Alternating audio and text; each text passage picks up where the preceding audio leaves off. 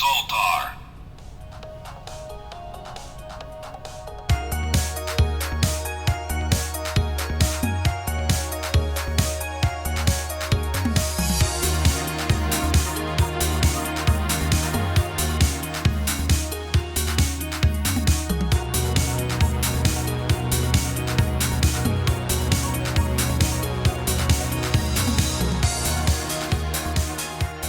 Okay, we got one kitty buddy. Yeah, take a look at our kitty buddies. I know one just Ran away. yeah, Stuart flew the coop, but he was here just a second ago. I think he got probably a little have some nervous. kind of footage you might of the cats. Eventually, one day, I mean, it's going to add up as we keep doing this podcast. You're going to get to know these cats pretty intimately. Mango here is sitting on Kelsey's notes. Yeah. Speaking of intimacy, when he gets off those notes, we'll probably be able to start on the actual topic. But all you watchers of the Space Beam Sonar PowerPoint podcast, thank you for tuning in. Today, we're going to kick things off, I think, by discussing something that we did recently. Yes. You know, we talked about the Bigfoot Museum excursion. Today, we're going to talk about the fortunes that we learned through the art of tyromancy, courtesy of Jennifer Billick, an actual tyromancer who lives in Chicago, Illinois. Kelsey, do you want to share how you discovered this person? I think it was you Yeah. who... So you were talking about tyromancy just being a real thing. So I Googled it and I found she did a lot of interviews. And then I found out that we could actually book her. Like you could book in Chicago to go meet her and she'll actually buy the cheeses for you. But we found out there's also a Zoom option where Yes. we buy the cheese, but she gives us a fortune. So we decided we were going to do it for sure. I bought paid for it, and I was like, yes, we're going to get the cheese fortunes. It's for a podcast, but also for film research because we do movies. So We do it do was worth movies. it. Yes. Now, this Tax was all... write-off. I'm kidding. It is. We would love this to be a tax write-off, but unfortunately, we're not there yet. One day. One day. This is all because we are doing a movie called The 95 Cheeses, which is about a spiritual revolution involving tyromancy in a fictional kingdom that's governed by cracker breakers. They just break crackers and read it like tea leaves. But that sent us down this rabbit hole of cheese and tyromancy and the things we discovered just by talking to this amazing tyromancer. You could talk about that kind of stuff all day. Yes. The fact that if you dream of cheesecake, that means you're going to be betrayed by a Welshman. No one else, a Welshman. Be wary of the Welsh if a cheesecake shows up in your dream. Yeah, grilled cheese equals adultery. That was one of my favorite things that I learned. I love a good grilled cheese. I love a good grilled cheese. I guess we're all adulterers, right? I guess so. That's what I'm learning. Yeah. There was a grilled cheese food truck that I saw not too long ago. Like I saw some food truck that was That's a like good idea. nothing but It is grilled good. cheese. I was like, I want some grilled cheese, and now I'm just thinking, oh my god, adulterer. I know. I'm thinking back to the fact that me and Adam used to make a lot of grilled cheese. Was that just him confessing? Probably. He's a swinger. He's probably going to be into that lifestyle. You're going to get married, and then he's going to be like, Kelsey, I got to talk Or am about I a something. swinger? What mean, am I who's who? learning? Who's doing it? What a twist. So that's something I've been thinking about a lot. I think my favorite was also if you like some people, you can write their names on different pieces of cheese, throw it out into the yard, and you can either see if who molds first or what gets eaten first, and that tells you that's the person you should be with. Yep.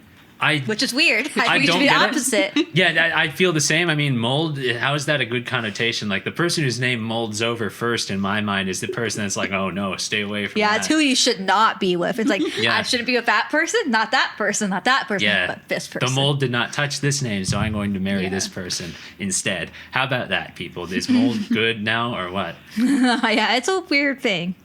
But I guess mold's important for cheese, so. It is. I mean, we true. wouldn't have blue cheese and a lot of cheeses Yeah. without the mold culture. And Yeah, if you watch this episode, tell us if you like blue cheese. I want to Please do, know. yeah. We should put a poll out and be like, blue cheese, who Blue likes cheese, yay it? or nay? Yeah. I'm a big blue cheese fan, honestly. Like, it was an acquired taste for me. It took me a lot of years to actually enjoy it. But I do enjoy eating it. And the cheese that I had in this fortune telling was Roquefort, which is a type of blue cheese. I thought it was tasty. Emily, you didn't like I it. did not like it. I did not try it. You didn't even try it. Wow, I you're didn't not even even try touching it. it. No. I was scared to try it. So I think we got two nays at this table. Yeah, I'm not a blue cheese fan. No. I would try it again. But it was a very unusual flavor. It is. There's nothing that tastes like that. No. Like, I don't even know what to compare it to No. somebody who would never know that taste. Like, What It's is it weird. even like? It's blue cheese. It's one of those things that just is. Maybe it's like Marmite. You love it or you hate it. Well, I think it's one of those things that like I just don't care enough to try it again. Like there's other good cheeses out there, so I'm just like I probably won't try it again unless it has something to do with our podcast or movies. So Yeah. if you want to see me eat blue cheese, Please do send some Yes. cheese into us. We would love to receive the cheese. But yeah, I do feel about that way with certain foods. Like there's certain foods I don't touch. Interesting thing about me, I mean, you guys know this about me, but viewers don't. I have what I originally thought was an irrational phobia of fruit. Believe it or not. I just found it disgusting my whole life. If someone put a fruit salad in front of me, my brain would interpret it the way most brains would interpret like putting a bowl of rat guts in front of them. And I was just like, oh my God, that's disgusting. I don't want to eat that. And eventually I was diagnosed with ARFID, the avoidance and restriction of food disorder. And that's probably the reason that is, but it still freaks me out if somebody like opens a clementine in a room and that smell just like suffuses. I just like freak out and curl into a little ball. It somehow disables me. The smell is like the worst thing I can imagine. That is a bad smell. it's a great smell to me. Yeah, see, it takes all kinds. And I wish I felt that way. It's like, why is one of the most innocent things of the earth, like fruit, the sucker of plants and the getting natural off my candy notes? of the world? Mango, look at you. Yeah. We're going to be able to start talking about our cheese readings when I your can see butt some- moves. Yeah, can I see that? Yeah, I'm the same way about chicken. Chicken is the Yeah. disgusting thing to you. I think it's about traumatic childhood memories. Oh, at you have the a traumatic dinner chicken table. memory? I don't that I remember. But like we had a lot of chicken growing up. Now I don't like it. So you associate chicken with Maybe. yeah, maybe a bad part of Maybe. your life. Interesting. We can delve into this in another podcast, Yeah. perhaps, just like food and memory, because I think there is a connection between the sense of taste and the definitely. brain, like lodging things into your memory banks. I think smell and taste have a huge part to play in that. I don't know if I've ever done any research into it, though, so that would be fun. Yeah. Another thing I guess we can mention is about how you do a cheese fortune, because that's probably what everyone's wondering. How do you even Yeah, save a future how does it with work? cheese? We didn't do the name carving thing. No, we did not do that. So what we did is we each picked out some cheese. We each decided what kind of cheese we wanted. I picked something spicy. You picked something just kind of, what would you describe your cheese? It was soaked in Merlot. Merlot, yeah. Yeah, wino cheese. Yeah, Yeah, it and then was you dry. wanted the cheese. You wanted Stilton originally. I but did you want wanted Stilton. cheese with like a psychedelic effect to you. It does Sleeping. occur to me, viewers of this podcast don't know the Stilton story. So college is a time we all experiment, right? That's kind of a fundamental rule of the universe. My version of that when I was in school was I was with this girl that I wanted to impress. I was like, ooh, she's hot. And we're alone together. So I'm thinking, all right, I'll do anything she says. And what she dared me to do is she took Stilton cheese out of the fridge. And I'd never seen it before. And she said, I have heard that this cheese is psychoactive. Like you consume this before you go to bed, you will have dreams that just take you places. And I was like, yep, I will do that with you and we'll report back in the morning on our dreams. So I did that night. I took Stilton cheese. I had an insane dream. Like it's some kind of Book of Revelation type acid trip shit where I was in another world for what felt like well over a week. Like the time scale was way out there. I would recommend it. I mean, maybe if you're prone to nightmares, no. But if you don't tend to have gosh. nightmares, you don't tend to have like sleep paralysis demons, have some Stilton or Roquefort or one of those blue cheeses before you go to bed. It will change your life.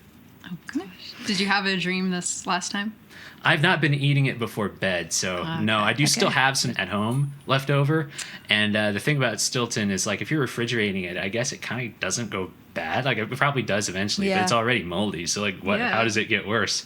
I So, mean, I think it's a different type of mold. We'll get it. probably. Like the worst mold. The worst Yeah. mold, like the good mold and the bad mold. Like, no, that's bad mold. We want the good mold only. But I will perhaps save a little for experiments and report back on the next podcast. That would be interesting. The thing is, I just don't want to eat that right before I go to bed most times. It's like, Yeah.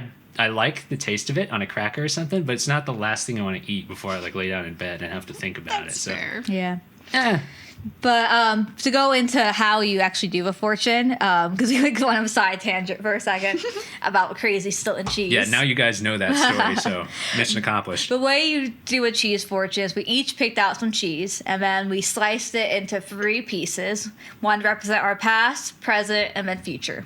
And then we took photos of it and sent it to her before our meeting. And she put it into a whole PowerPoint for us. She talked about the history of cheese.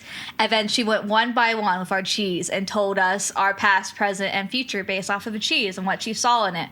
Whether it's like holes, the rind, different symbols she sees in it. And we're going to kind of get in. I guess we each could take turns going through what our cheeses said a little bit. I do have notes so people can look at them and be reminded, but Mango's also laying on it. But if we can get them out from our feline guardian here, perhaps we can refer to them. I could go first, though, because you know it by heart, right? Yeah, well, pretty much. Yeah. So for me, I have a really good foundation in the past.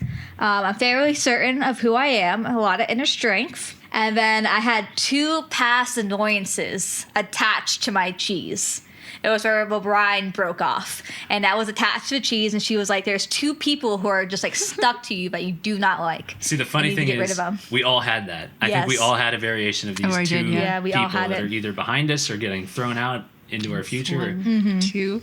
Yeah, see, can you do the math here? There's a triangle kind of factor happening. Yeah. And I was having like I was going on a journey, and it was a lot of like 2 steps forward, 1 step back kind of thing. And then in my present, the 2 irritations were still there, but the one was gone. Like one was like yeeted off a cheese. Yeah. And then one of them was just still stuck to me, a lot smaller, but still there. And we knew exactly who that was, but we won't talk about that. We're not here to dox. This podcast is not for that. I still had a solid foundation, so that's good. We all had pretty good solid foundation, so Emily had the best around us. So I just need to keep grounding myself. And I had a good companion in there too. It was like a little heart in my cheese, and I think that's my fiance, so that's cute at my present time. It's either your fiance Adam or it's Mango, and Mango right here would probably try and make the case that it's him. But I have 2 male kitties. I have to love them both. Yeah. Thank you, Mango, for moving out of my way. I just need him to move a paw for a second. Okay. Mango, you're probably right in my shot. Yeah. Oh, no. In the future, I have a solid foundation. It's super solid. I have inner strength. The irritation is still there, but it's a lot smaller. I'm learning a lot in the present and in the future. So there's a lot of learning lines, which makes sense because I'm in grad school. A lot of growth is going to happen. And a lot of excitement on the way. So that was really exciting. Excitement is exciting, I think. Yeah. So who wants to go next on our little cheesy? Next. Yeah. Tell us about your cheese, Emily. You had the Drunken Goat wine cheese. Mm-hmm. Yeah, it was something like that. I don't remember. Let's see how much I can remember. Kelsey had dragon cheddar, by the way. Yeah, it was dragon eyes. Dragon eyes, yeah. Yeah, that was good. It was just like spicy cheddar. Yeah, it was really, I was very worried. I thought it was going to be too much because I was told you have to really love mustard, but I don't think it was too mustardy. No, it tasted a little like mustardy. You do taste the mustard, but not to the extent that she said. I thought it was going to like, I don't know, destroy me. Be like putting French's yellow mustard like right in your mouth. Yeah, I thought that was what she was basically leaning towards, like raw mustard, but it was really good. I liked it. Now tell us your past, present, future. Okay, so the foundation is like the edges of the cheese. So mine was very clean, very square, 90-degree angle. So she said I'm better than everyone else. And she's smarter than all of us. Well, that checks. According, apparently. Yeah. No, it was like I know who I am. I know what I want, which is I like to think so. Yeah. Yeah. What else? There's cats doing things, mischievous. Chaos. Stuart was like that yesterday, and he's still like it. So. See, Mango, you're being very good. You're here with us, but you're not causing any ruckus. You're just kind of chilling. Yeah. For now. You look like one of those Egyptian cats, like guarding Pharaoh. Yeah. So I know who I am. She saw some images in the cheese. She saw like a deer that looked like its head was like mounted on the wall. It looked more like a moose to me, but apples and apples. And a bird. And she said these were symbols of a past life and like wisdom. And she said, this is just saying you're very, very smart. What else did mine say? You had a bomb. Oh yeah, right. but that's in the future. That was future. It is the future. You don't want to go into that. For present. Yeah, we're only talking present here. Yeah, why? What happened? Oh, right. Why? So there was very obviously like the letter Y shape, and then she looked closer, and then there's like a W, and between them, a really tiny H. So literally the word Y.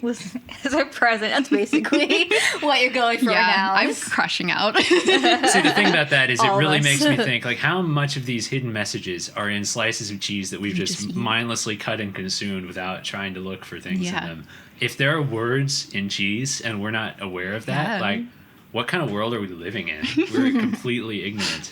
Yeah, so and future, it was so the rest of my cheese were like rectangle, square, and the future one was like a triangle. And she said everything is gonna go downhill from here. Oh my God, yeah. If you just put that cheese the other way before you sent her the know. picture, you I could have think secured a Kelsey- better I think- future. What? I think she No. moved it. Oh no, you're saying Kelsey sabotaged Wow. the future? Oh my Okay. God. Hefty accusation at this table. I would say Bib was next to me the whole time when I took Oh, photos of Yeah. cheese. a witness. Uh-oh. So I do have a witness. So yeah. That proves that I didn't do anything. Now you're saying also I could have stopped you from, or either of you from putting the cheese that way, and I didn't. So maybe I am complicit. Well, Yeah. no, I'm just saying that you didn't see me switch her cheese. No, okay, yeah, no, Kelsey, I'm not gonna say you sabotaged Emily's Okay. future. I'm Good. just saying it's probably my fault because I could have moved the cheese the You other should have way. known. But no, I- it all depends on what you do. That's Your true. subconscious wanted that. I'm sorry. True.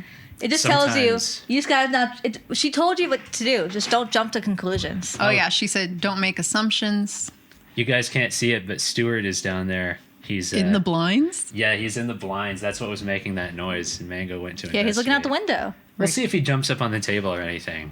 Bye, Okay, bye, Mango. King Mingo. Yeah, Well, so one- sorry. I was gonna say one thing you missed that I really like to mention is like Oh, in the present. oh, you should do a sensory definition or meditate. Yes. She also mentioned skydiving. I don't know what that was. I don't know if it was a good way or a bad way. She So said it's just yeah, I think it was just like don't go skydiving. Maybe not. she yeah. didn't say don't. She just said you're going to go skydiving. or someone's gonna ask you to go skydiving. Which we're not doing. No, Yeah. there's no skydiving near future. No. Well, I mean, she also mentioned the car, and that was a bad thing. Right. I haven't checked my car yet. So there was a very tiny image of a car. And she said, "Do you have a car?" I'm like, "Oh no." And she said there might be something like in the back of the car that might be wrong. Exhaust. Yeah, the exhaust. My trunk might fly off. I don't know. So something. I just got my car inspected, so it's fine. Okay, nothing yet. Yeah, But you didn't have the exhaust that's true. I don't particularly done. even know how to check the exhaust. So Yeah, and that's specifically what she said too. Was Yeah. the exhaust was what was worrying her, which like I don't know what to think about that. And then How there do you was get that, exhaust? that bomb that you had Yeah. The on bomb, there. yeah, she was Said okay. she was smiling. threatening me. yeah. That was a Yeah. dangerous future. Yeah. Just, Yeah. but it's mainly just don't jump to conclusions and take care of your car. Why does the car Oh, stuff also- always have to be bad? I mean, just because she saw a car in there, how could that not mean like, all right, new you car. get rid of that car, you're getting a Lamborghini? Like, no, it means your car is going to go kaput. Of Well, I course. mean, it was going down a bumpy road. That's true. It was going down the hill. So Well, who's to say that's not like, oh, this is fun. I'm driving down the hill. Nice and easy Sunday driving. It doesn't have to be treacherous. well, we could say that, but then you could take anything that happened that was good and be like, that could be bad then. Yeah, I It's- guess it's her interpretation. That's the whole point of fortune telling. Is their We're just going to interpretations. become our own fortune tellers and our own tyromancers Yeah. and come up with a different interpretation. I just think that you just don't need to jump to conclusions. That's all it is. Don't jump to Do conclusions. everything in order. And do everything in order. And don't cause rifts in your relationships. I think that's easy. I'm gonna do it. I'm gonna have to no. create riffs. The cheese has commanded it. Yeah. Yeah, is this like this is what's going to happen, or is this a warning? Well, I think it's both because you can always change the future. That's how it's like most true. fortune telling. Yeah. You It's can like in Charles always Dickens, change. you You can know? always change the future. Like if you get a bad tarot card, you don't have to accept that tarot card. You can switch it Change out it, yeah. and be Yeah. like, "This is what I want to work towards instead." So I think it's like that, where it's like, "Hey, just know here's some." That's why she gave advice. She did, yeah. She gave advice on what to Yeah. do. She was a good fortune teller. Now Yeah, you the ghost of Christmas future never has to be your future, you know? So yeah, true. you can always You can change your future. Change. So you got to figure out how to test your exhaust. Yeah. Make sure nobody puts a banana in your tailpipe. That's what I was thinking immediately. Yeah. Huh? Okay, well, I guess you could do yours, Ben. Well, it's time for mine. And what I remember Yes. about mine, first and foremost, was my past had these two kind of zones where, like, one had these sea creatures. Like, I had a manta ray, I had a whale or a shark or something, Whale. and, like, a little sea lion. And I liked that first and foremost because, like, I like the ocean. That's always been something I've enjoyed. So I think, all right, this cheese gets me. I picked the right cheese. Knew I had the right idea going with Roquefort. But there was also this bat in the cave. That was what my foundation was in the past. Yeah. I had the worst foundation of all you guys. I mean, that's like shame on me for picking a soft cheese, I guess. But I did have a bad foundation. It had a little bat hanging in the cave, something haunting my past. And these two things right behind my past cheese, much like you guys, something being thrown out into the past, two people, two sets of eyes watching, judging. And I knew who those people were too. I'm like you, Kelsey. Right. I'm like the minute that We was did. said. We all yeah, knew I who know they who were. those people are, and I'm glad they're behind me and their judging eyes are gone. But my past was that. My present was all about sort of taking it slow. I had a snail in my present, but there was also this keyhole that meant like there's something I've got to unlock. I'm trying to figure out how to unlock something. But now most amusing about my present, near the top of the cheese, the little top of the wedge, there was a phallus. There was like... Thank you for using that word. yeah, that's like the classical way to say it, right? You know, Statue of David, the phallus. I had a phallus, and it was immediately brought up that way by the Tyromancer. Yeah, Who just said like She was did not very- use that word. she didn't use that word. No, it was just funny because we were having these great conversations and like she's a very nice lady, like and all of a sudden just hearing like it's this. And I was like, oh Yeah, I was like, oh my god, okay, I what was does not that mean? prepared for this. Yeah, it means you're a dick, Ben. And no, it did not. It meant something about protection. I guess that kind of masculinity, like Yeah. You phallus. need to be strong. Yeah, kind of a Freudian, I guess, thing. But it was about being strong. I think I like that interpretation. Yeah. I like it better than you're a dick. Yeah. In the future, what was most amusing was the letters JJ. I had the initials JJ, which were her initials, like her two initials. So she was saying, like, yeah, you're probably going to have to consult with me again. And I'm like, you know what? I would. I Yep. believe in tyromancy now. I would. So I'll take that. And I think my future was looking pretty good. The foundation just kind of steadily smoothed out over the three cheeses. And I had the keyhole kind of being unlocked. So... Also, your music notes Yes, I had Yeah. music notes, which was and the like, mic. Yeah, I had a mic. It looked just like this. I had a mic, which means like, you know what? We're staying with this podcast. We're Yeah. on the right track. And I'm gonna make some more music. So No, I think that's pretty good. I think we all Yeah. had pretty good. It's just you need to not jump to conclusions. yeah, it's a warning. It's I not know. a, It's Why easy. are you harping on me? It's the advice. I'm giving Yeah. it Thank to you you. so much. She said it so many times. She did. I'm just saying what she said.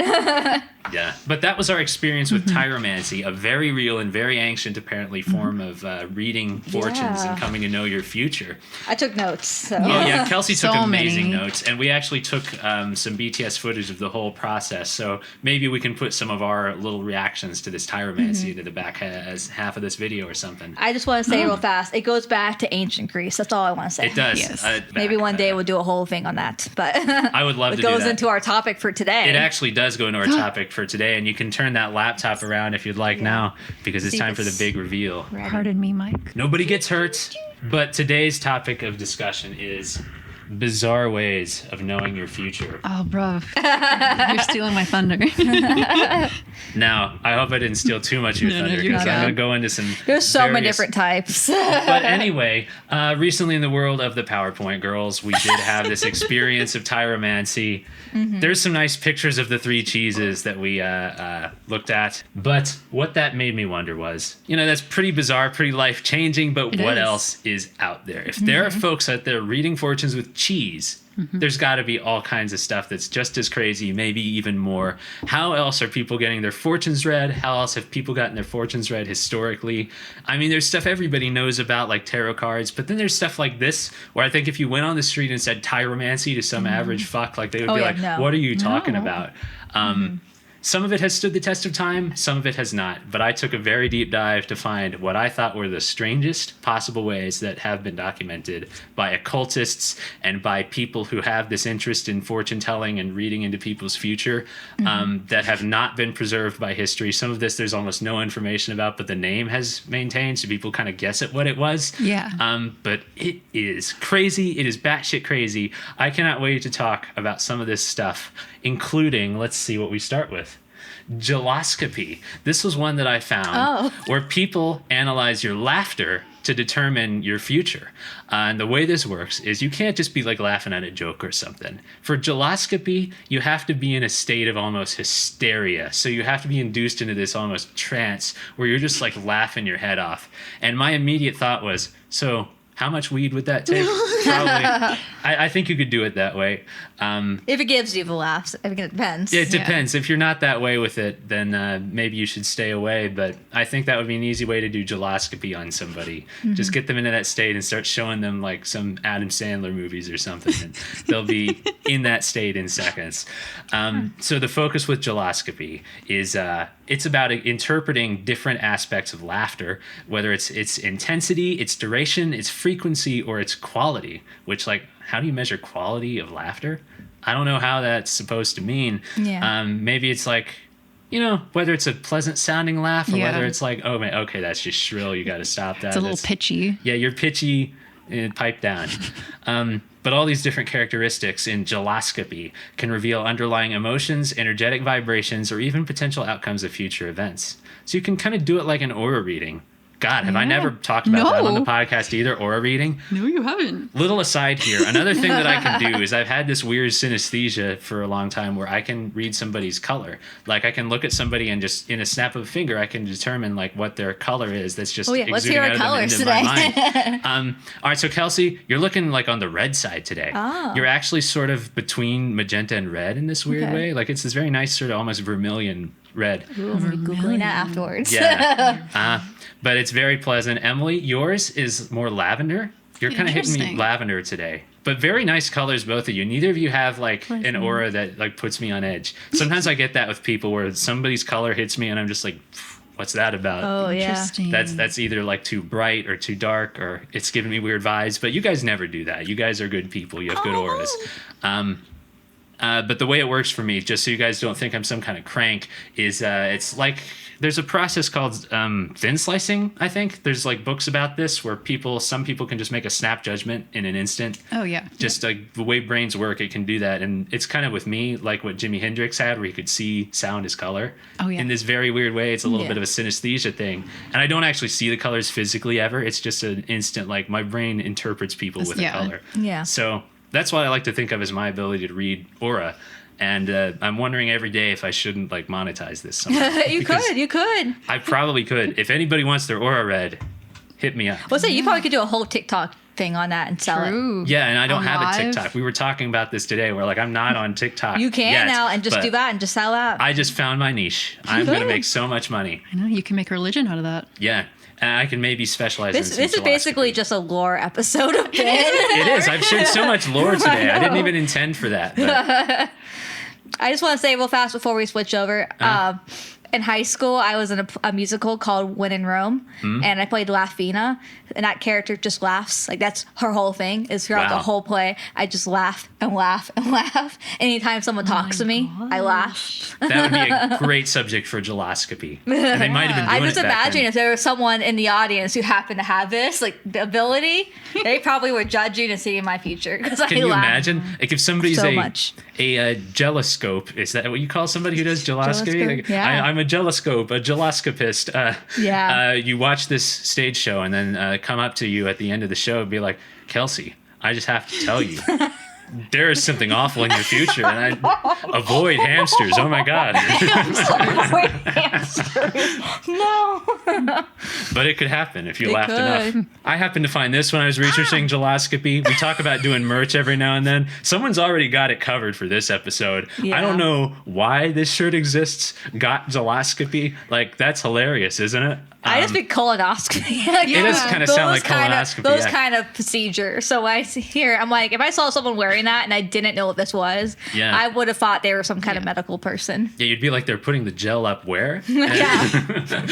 But I mean, who stocks this? Who? I don't know if anyone has ever been bought. If you're a human out there in the universe watching this episode and you own this shirt, hit me up. On to gastromancy. This is a bit in the same vein. I couldn't find any great pictures of this one either, just like I couldn't find any great pictures of geloscopy. There's somebody listening to a little bunny's stomach. So that's about what this is. You listen to someone's stomach when you're doing gastromancy, and the sounds you hear can determine your future or your state of mind or things that might be troubling you, maybe heartburn. I don't Oh. know, just an idea there.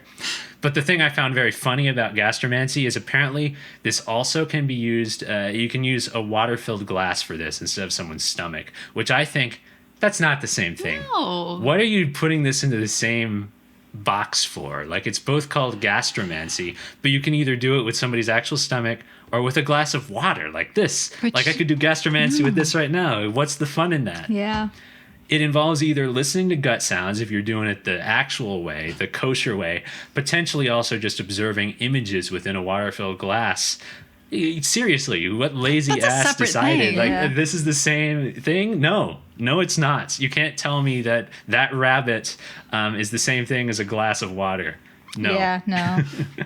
This was very popular in the 17th century, apparently. It's an after-dinner kind of thing where they would Because gather they're so around. bored. Yeah, they're just like, what do we do when we're finished eating? We don't have Netflix or anything. Yeah, We're and just it's gonna, too dark to do anything else. Yeah, get some candles out. Let's do some gastromancy. And they would just listen to each other's stomachs and be like, Well, you don't "Ooh." need light for that. Yeah. That's true, actually. You don't. It's all about hearing. Yeah, because I was like, you don't need as much light because you could put all the oil lamps on, but like, just listen. Yeah. I mean, maybe that's why it was so popular. And they're like, what else are we going to do? Yeah, Let's it's see if we dark. can have some fun this way. But that's what that is. I did find this False. while I was researching gastromancy. The term comes up in other ways that have nothing to do with this. See, that's the thing when you're Oh, it's a researching. role playing game. Yes. There is a thing called Noble Crumpet's Book of Gastromancy. And I don't think this has anything to do with listening to anybody's stomach, but I thought this was too great not to include. Well, I was about to buy the book if it was an actual book, but now it's a game, Well, it's for- which is fine. It's a Dungeons and Dragons expansion Yeah. pack, and it's called the Food Gotten Realms. This adds a setting into Dungeons and Dragons that is all food based. Everything is edible. There are things like cheese elementals. I love this. But within this book, it says lies the secrets of savory sorcery, scrumptious species, culinary classes, tasty treasures, and mouthwatering monsters. Sterling, if you're watching this to this link, it's going to prove if he actually watches our things. Yeah. Buy this. If we and put it encounter- in our next campaign, part of our campaign. Yeah. If we encounter a cheese elemental, we're going to know he watched this podcast. Or no, just know, like, we're watching you. We'll know if you're a true listener of a podcast. know. If it's It's not in fake. our campaign. Yeah, the Book of Gastromancy, which is not about actual gastromancy, but I mean, language evolves, I guess.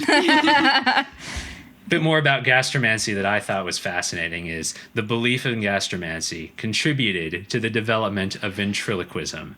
How? I could not determine. There were many sources I found that said this. None of them made it clear how this happened. Like, what does it have to do with ventriloquism? But some people say that's the reason ventriloquism is a thing. I guess it's kind of, maybe there's something with the stomach you have to do to throw your voice or Yeah. like make sounds without your mouth moving. That's the only connection that I can make, but you hear this everywhere when you're Googling this. And I guess if you're a puppet and you have a voice, you can thank a gastromancer. Yeah, If you're a goodness. puppet watching this. Yeah, puppets out there, gastromancy is part of your history. That's crazy.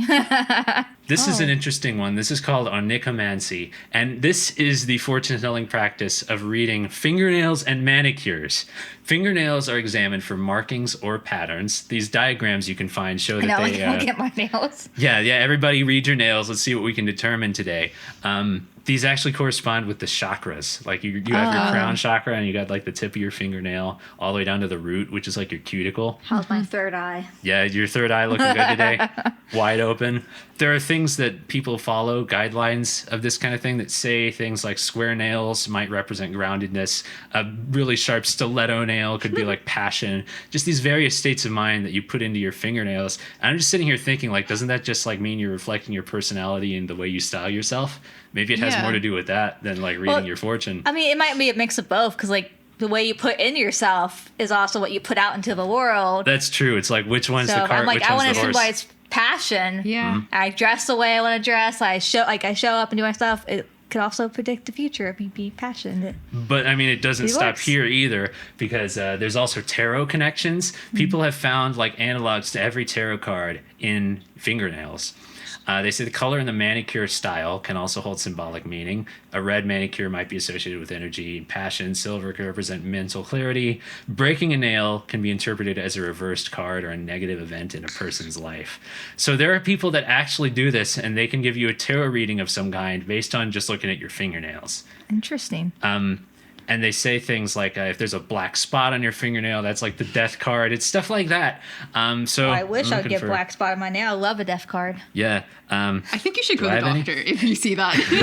But I get Yeah. a lot of freckles and stuff, so I get a lot of little moles. I was using acrylic paints yesterday. I'm trying to figure out if any of that is still staying. Well, I have a little bit of purple paint from when I was painting with. Let's see if we can find out what that means.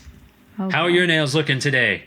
A white spot on the thumb. This is from a very knowledgeable occult source, I tell you. Definitely not the Amino app for witches and Wiccans. White spot. A white spot on the thumb tells us that we are about to receive a gift. Black spots are a sign of bad luck or misfortune. Yellow specks warn of a death. Shape of fingernails, general appearances are used to ascertain character. Greedy people will have crooked fingernails. If they're raised in the middle, it's taken as a sign of an early death. The shape of the half moon on your fingernail at the base, that's an indicator of longevity. The bigger the moon, the longer the life. So which one of us is going to live the longest? Not me. I have a really bad job of like biting my nails with anxiety. I'm in the middle of growing my nails back out, so they're not super pretty. But I do have 2 white dots. You have on 2 my white dots? thumb, so I'm getting a gift. You're getting 2 Two gifts. Oh, So nice. I have that going for me. Yeah, you got it under control. I'm not seeing very large half moon shapes on most of my nails. And maybe I My should be like, thumbs, maybe. Yeah, your thumbs have them. that's Yeah. true. Okay, there's sizable ones on the thumbs. Yeah, I'm those not are going to good. die. You gotta show the gift. We have to show the gift. We're going to get some close-ups, I guess, maybe. Yeah, but- it's like of my nails, but I'm very insecure about my nails. yeah. Well, I'm we very don't have insecure to- about this. We know our fortunes through these nails, so, So don't it's okay don't for judge us. my nails. There's no judgment here. I don't know. It's the internet. Alluromancy was an ancient Greek divination method that relied on flour. And the way this works, tell me if this is familiar. Yes. In its original form, slips of paper containing philosophical writings would be baked inside of round, hard cakes, which would then be mixed up 9 times and distributed randomly to those wishing for their fortunes to be told. You've had that done before, haven't Yeah, you? fortune cookies cookies. Yeah. are a variant on these forms of divination.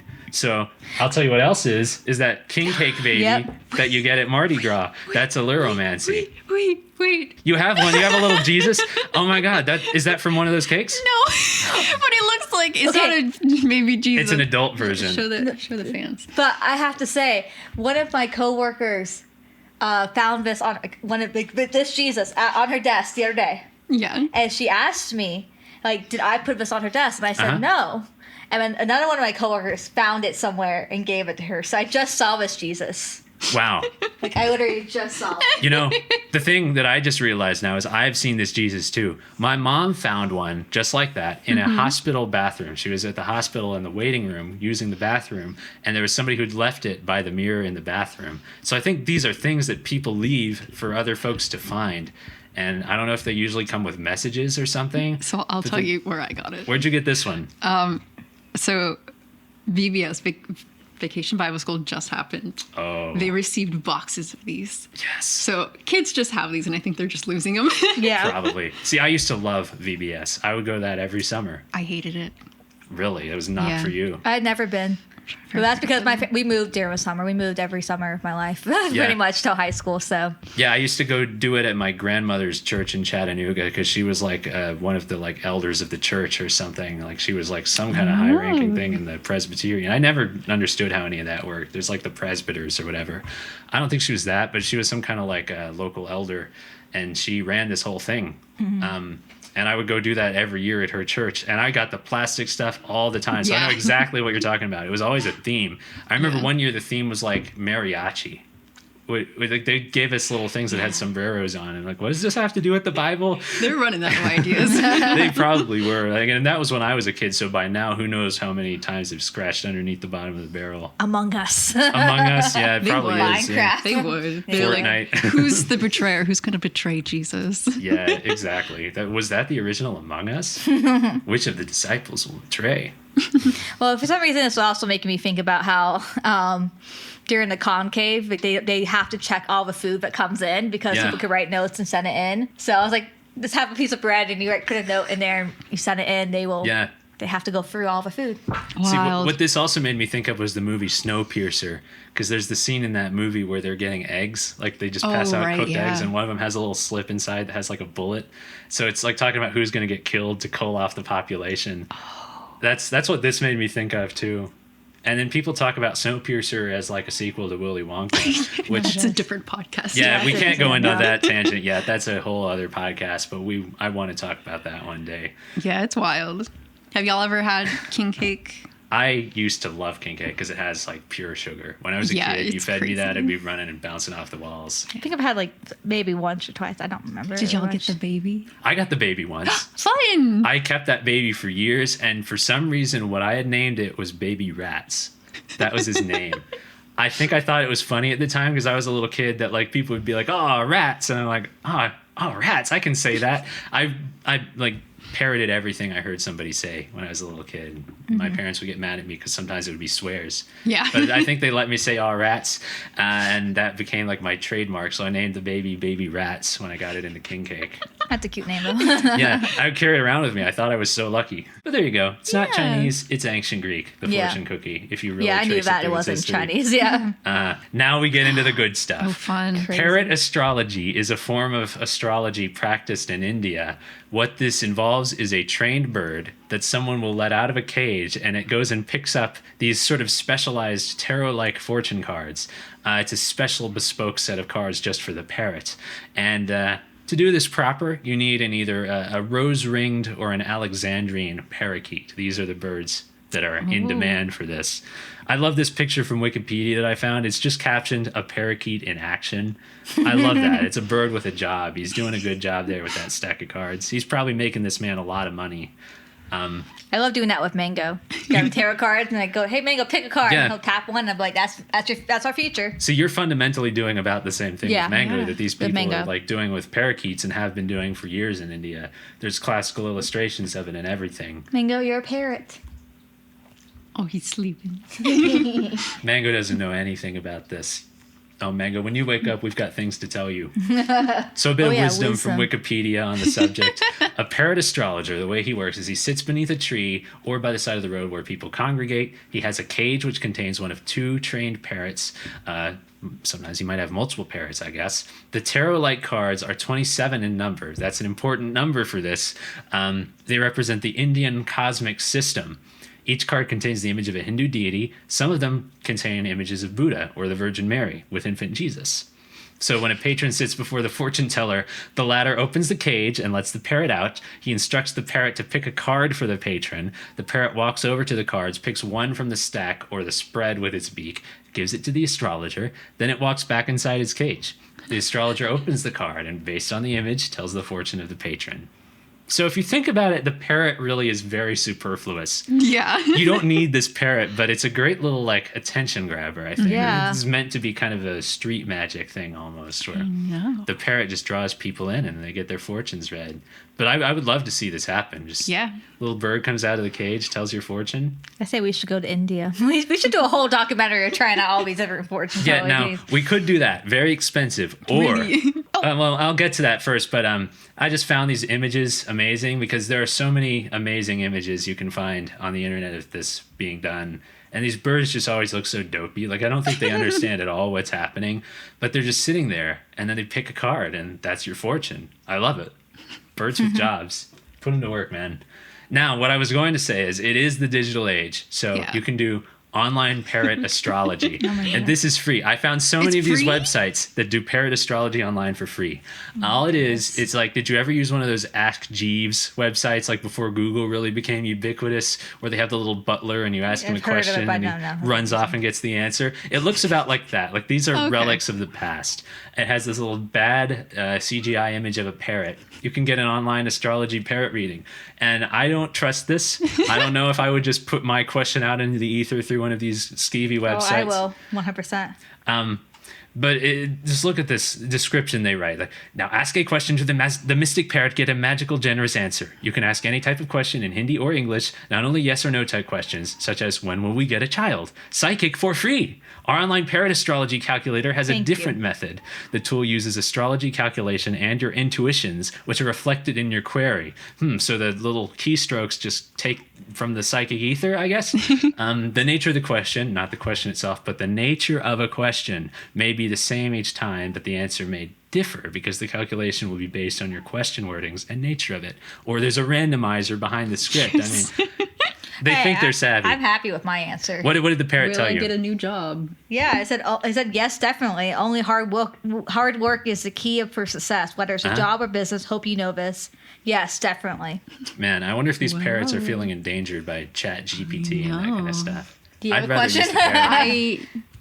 You don't have to read it online because get your answer though, just so you know what it is. I don't think I do. You're already questioning for me. You can ask the parrot later. Oh, that's what it looks like. There's the little image of the parrot. Yep, I'm on that website. That's what you're using. That's what I'm using. There you go. Got my answer.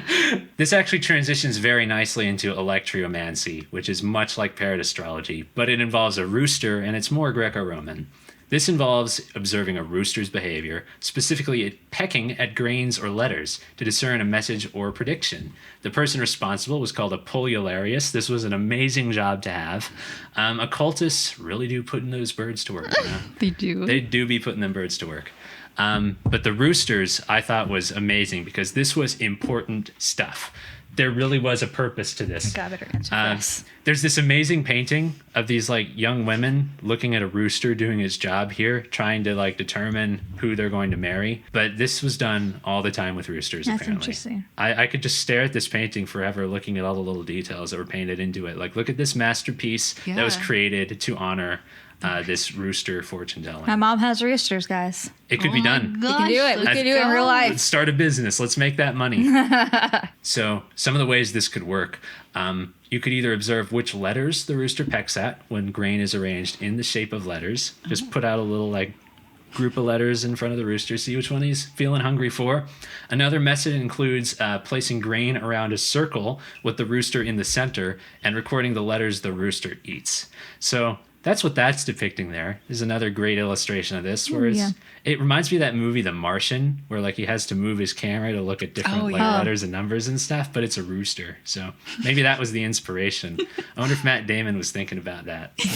You know what I could do to talk to Earth from Mars? They used to do this shit with roosters. And they did prefer white roosters for this. So racist much? I don't know what kind of roosters my mom has. Are they white? I don't. She's never met them. You've never met the roosters? I've seen the animals, but I don't know what they are. I don't know what type of roosters they are. I don't know anything about roosters. Well, now you know something about roosters. Yeah. You know how they can make you money.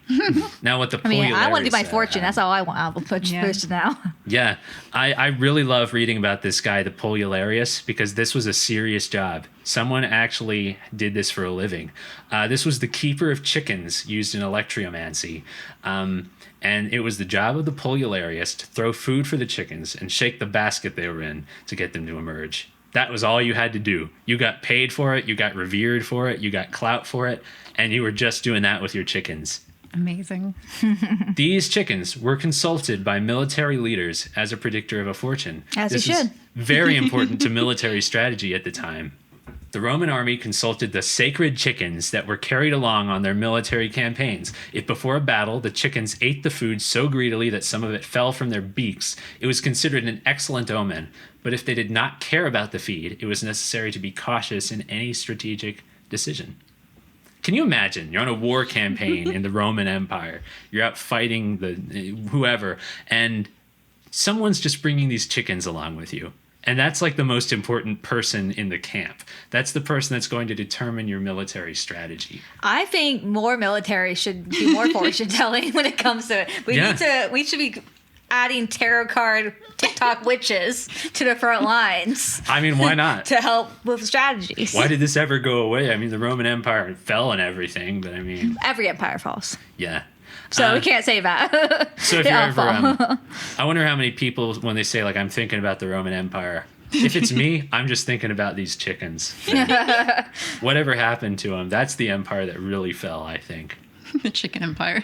Chickens probably tell this story to their young, like in coops today. They're thinking like, oh man, back in the day, you know what we used to be?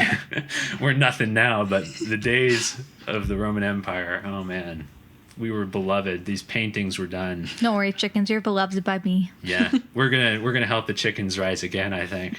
So that's about all the ones that I found up to this point. Not that there aren't more. I think I could do a whole nother episode about more of these strange methods of divination. But I did want to close with a shout out because this research would not have been possible without the fantastic website Occultopedia. Look at this thing. This is a relic of GeoCities or whatever the hell this was made in. They didn't use Wikia or Fandom or whatever the hell that thing is that everybody uses now. They're like, to hell with that. We're going to do it the old-fashioned way, and it still works. So this is a fantastic website where you can find any and every obscure occult practice known to humanity. And some of them have images. I think when they don't have images by default, they just have this like guy doing hypnosis. So I saw a lot of that guy, and I really thought the first time I opened the gastromancy page that he was doing gastromancy. And I was like, how is he even hearing the stomach? He's so far away. Maybe he's looking at a glass of water from across the room. But I think he's just... Or it's just loud enough. You never know. They could just have a really loud stomach. He's like, I don't need to. You're Maybe telling not, me everything I need to know. Some people be like that. You know? They do. Yeah. But amazing website if you ever just want to look into some kind of crazy shit that people did to divine fortunes or practice magic or anything. The Occult and Unexplained Encyclopedia, my source of information and probably my source of much more information in the future. Yes. That's all I got as far as today's PowerPoints, but I think there's going to be more of this. I think there's plenty more information to be mined out there from the universe about these forms of divination. And I think what we're going to have to determine is how many of these are practicable today and whether we could give any of them a shot now that we've done tyromancy. Yeah. We do have access to roosters in some degree. Think about it. I just want to say I did ask the parrot another question, and it's, will a scurvy worm take off? And it said yes, definitely. Oh, the parrot has said it then. Yes. So I'm just saying. I believe the parrot. I think parrots are wise. I think parrots, you should believe them. But I think we should go to India. Let's do it. Let's do it. Let's do a vlog. And We need everything. money. Once they give us money, like I say, we do it. And it's tax write-off. Yeah. Documentary. Start sending the cash in. If you want to see us go to India and talk to the parrot, we need the cash. So We'll start link up the Venmo. Yeah. There will be a Venmo link. There will be a Cash App link. There will be a direct Zelle link to my Can you bank imagine, account. though, if people just started sending us money? Yeah. It's like, what am I doing? We get a Venmo from some rando and it's just captioned like parrot money. Or just picture of a parrot. Yeah, the little parrot emoji. It's like, no. Yeah. We would have to do it at that point. Yeah. I think that would be disingenuous if we didn't. Yeah. So that's what you gotta do, guys. Yeah, we would be like, oh no, actually, this was just a joke. We gave the money to charity instead. And people would be like, no, I wanted the parrot, damn it. No, You we would said do the parrot. Oh, man. But this is in our future. I mean, the money would go into the parrots, so helping that parrot live a good life. He's just like the rest of us. He's working for $1. Another day, another dollar. Maybe we could tip him. Yeah, I'm good. The parrot a tip. Maybe some like seeds. Yeah, Sit down some and treats. talking like, hey, you want a little extra? This is the good stuff. We get the best high quality I know. Yeah. parrot food. We smuggled this through customs on the airplane. They can't stop us. The seed trade must flow. Yes. That But- was a good episode. Yeah. I almost want to ask like what was y'all's favorite, but I think it's parrot. If it's not, just let me know because I'm getting the reading from the vibe here that it's parrot. That might be my favorite. I like just in general the cheese one. And Cheese is still the that best. was really True. the best. But It's hard to the top the parrot cheese. just sounds fun because I would like to Does. interact with a creature. Yeah. And I want a reason to go to India. I could have do two it. reasons. And the thing hanging me up about the parrot is that it's not about them talking. No, that's true. I didn't think about that. There's it's a missed not- opportunity there. Yeah, good question. If it's not about the parrot talking back, why not any animal? Why does it have to be Exactly. these parrots? Well, that's why I said I use mango. Yeah, mango can do this just as well. I do that kind of thing with mango all the time. All kinds of people do it with other animals picking out cards. So that's not like a weird thing, but I still. Yeah. You could teach a parrot any word, so that's why I think That's that would be really true. bad to do it, because you could just tell them what to say. They learn Yeah. it from us. It's not them actually speaking it. They were literally parroting. Yeah, that's what they're doing. Yeah. So I think it makes more sense for them to be like, I'm going to be picking things out for you. That's true. I guess that puts it in perspective. But maybe we could train Mango. I think we can start a Mango fortune-telling business, which You will just want make to us the start money. businesses. I know. All I about mean, the money. We're in not this. getting to India without some cash flow. So I'm just saying we need to start raking it in a little bit. And I think Mango can help us. Mango. He's trying to get you a job, Mango. Yeah, Mango. I see it in your future. That's what I see. My But poor kitty. Lord knows I will be scouring the depths of Occultopedia Yes. in the future to try and determine what else I've missed in this presentation, what else is out there to be understood and practiced. But until then, everybody, and unless there's anything else you'd like to say, any other thoughts? I mean, maybe we can come up with our own means of fortune telling. Yeah. Is there anything you've ever thought about that's like, oh, I bet you could tell fortunes that way? I feel like a lot of it's already done. I know. It probably has all been done. I Yeah. mean, if you can think of it, it's probably on this website. Yeah, you probably could find them. Anything can be a mean of fortune. So I don't think we can start our own. No. Yeah. Like the sound of your doorbell. The doorbell Yeah. fortunes. But my next PowerPoint is on folklore. So thankfully I don't have to delete a whole slide because you Good. picked ones that I did not know about. Yeah, so this was all new. This is not anything encroaching on stuff Yeah, so that you just did have to do before. yours before he does his next one. I On this kind know. of stuff. Yeah, get yours in and then I'll know what not to include because eventually we're going to start like encroaching on each other. Yeah. I think there's only so much of this. I was starting to panic. Yeah, you're just crossing your fingers every time a slide drops. Like, please don't let I this know. steal my thunder. And then there's I'm me glad I who's didn't. like doing very different from you guys in a lot of my Yeah. episodes. That's the thing, Kelsey. We love yours because we know, like, I know nothing about anything that you ever present about, and I know I'm never gonna like steal that thunder. From Yeah. you. That is your thunder and yours alone. It's very different. I'm working on 3 different ones right now. So Guys, the PowerPoints are in production constantly in the house of Space Beam Sonar. Yes. So we're going to have a great time with this going forward. I hope you guys enjoyed this discussion about tyromancy and alluromancy and electriomancy and the other ones whose names I can't remember if I'm not seeing them right in front of me. So everybody, I hope your fortune is pleasant whether or not it's read by a parrot. I'm just thinking of weird ways we could do like some decorations in the background of this area. That's one day. true. We need to really like spruce up our podcasting zone. I kind of have some ideas we could talk about after this, but I just wanted to bring that up. If you guys have any ideas, let us know. But I have some Yeah. ideas on what we can do to something. Yeah, send us things, people. Again, send us things. Maybe we can put things that you send onto this table.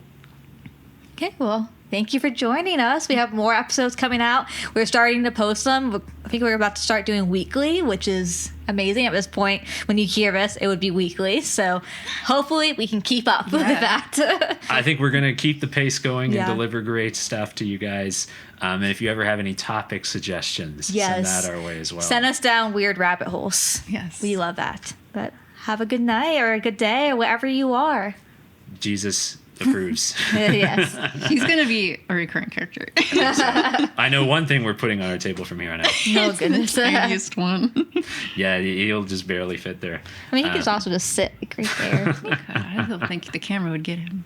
You can always move the cameras to make sure he gets That's true. seen. I want to put him on a keychain, and I was thinking, this is bad. I was thinking I could pierce his hands. Pierce his hands? No. You need to get a little wooden cross. Attach him to a You can crucify him. Make your own crucifix. I think Jesus would think that's funny. He probably would. That's a classic cosmic joke.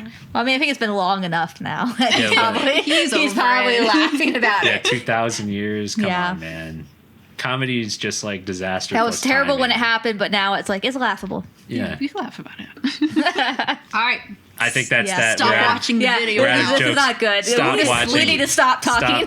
Stop yapping. Okay, We'll never bye. stop yapping, but we're going to stop for now.